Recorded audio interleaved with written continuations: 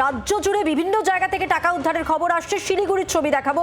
বিপুল পরিমাণ টাকা উদ্ধার হয়েছে। নাকা তল্লাশি অভিযান চলছিল এবং সেই সময় 10 লক্ষ টাকা উদ্ধার। শিলিগুড়ির ভক্তিনগরে উদ্ধার 500 টাকার নোটের 10টি বান্ডিল। নারায়ণ সিংহ রায় প্রতিনিধি রয়েছেন আমাদের সঙ্গে টেলিফোন লাইনে। নারায়ণ সিংহ, কি খবর রয়েছে?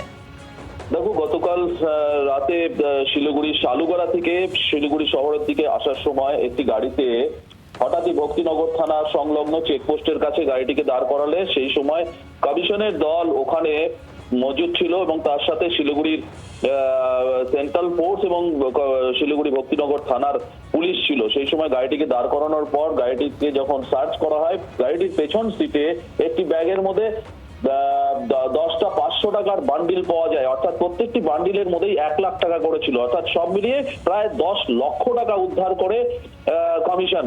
পাশাপাশি যেই গাড়িতে যে এক ব্যক্তি, তাকেও জিজ্ঞাসাবাদ করা হয়।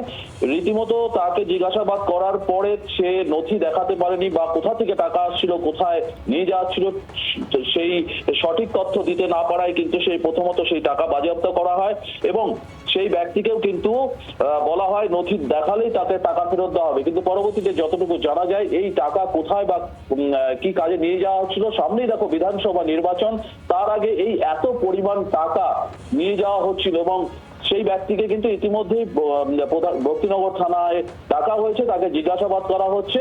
এখনো পুলিশের কাছে কিন্তু সদুত্তর মেলেনি যে কোথায় নিয়ে যাওয়া হচ্ছিল। তবে এই টাকার হদিশ পুলিশ এবং ইলেকশন কমিশন বের করার চেষ্টা করছে।